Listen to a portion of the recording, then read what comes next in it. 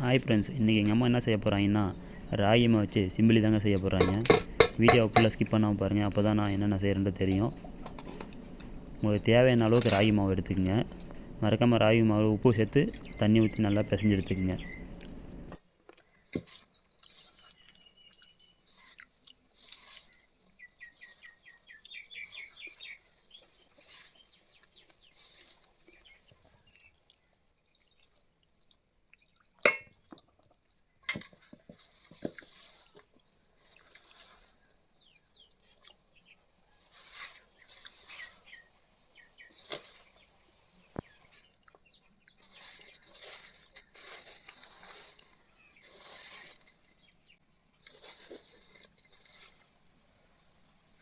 இப்போ நமக்கு நல்லா மாவு பிசைஞ்சாச்சுங்க. இந்த பதத்துக்கு வந்தால் போதுங்க, பிசைஞ்சு நல்லா எடுத்துக்கலாங்க.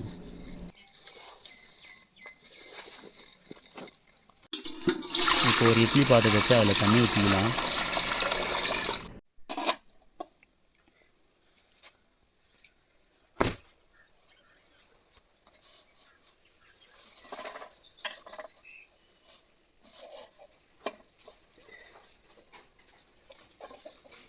இப்போ ஒரு வெள்ளத்தை எடுத்துக்கிட்டு அதில் பிசைஞ்சு வச்ச ராகி மாவை சேர்த்துக்கலாங்க. உள்ளே வச்சு மூடிட்டு வேக வைக்கணுங்க.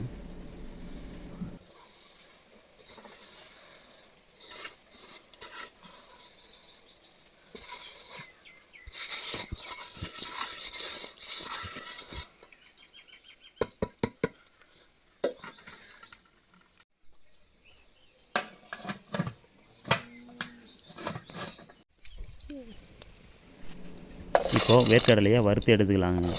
நல்லா பொன்னிறமாக வறுத்து எடுத்துக்கலாங்க.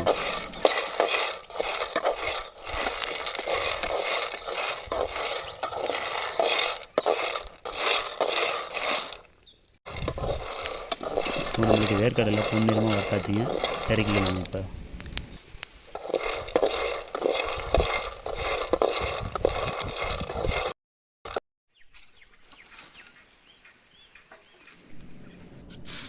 இப்போ நம்ம வெல்லம் இடித்து எடுத்துக்கலாங்க, நல்லா தூளாக. ராகி சிம்பிளிக்கு நம்ம வெல்லம் தாங்க சேர்த்துக்கணும்.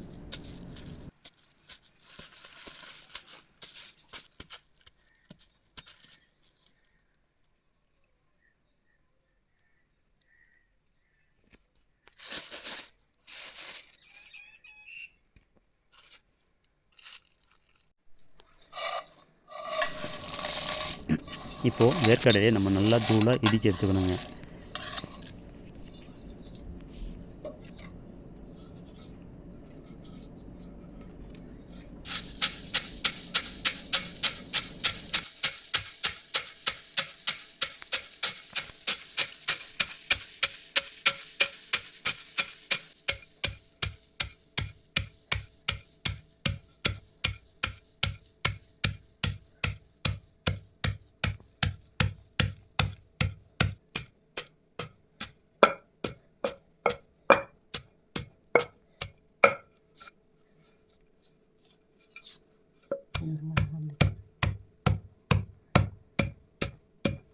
வேர்க்கடலை இந்த மாதிரி நல்லா தூளாக ஆகிற வரைக்கும் இடித்து எடுத்துக்கணுங்க. அப்போ தான் அது நல்லா சுவையாக இருக்கும்.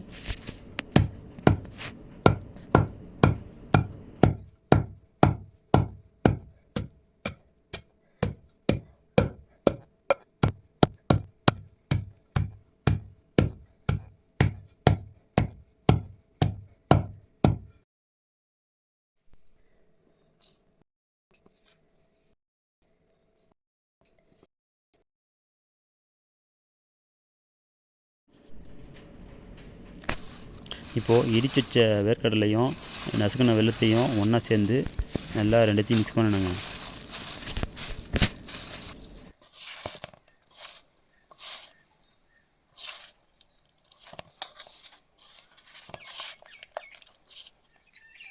நல்லா இந்த மாதிரி நல்லா கட்டி கட்டியாக இல்லாமல் நல்லா ரெண்டுத்தையும் மிக்ஸ் ஆகிற மாதிரி நல்லா மிக்ஸ் பண்ணிக்கலாங்க.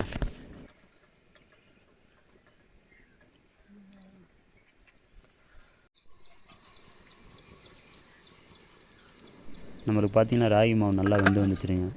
இப்போ பாத்திரத்தை இறக்கிடலாங்க.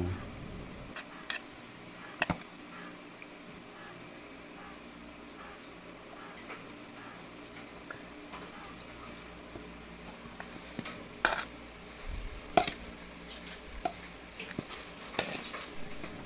ராகி மாவு நம்மளுக்கு நல்லா கட்டி கட்டியாக இல்லாமல் நசுக்கி எடுத்துக்கலாங்க. அவ்வளோதாங்க. நசுக்கி வச்ச வெல்லம் வேர்க்கடலை சேர்த்து இப்போது ராகி மாவோட சேர்த்து நல்லா மிக்ஸ் பண்ணணுங்க.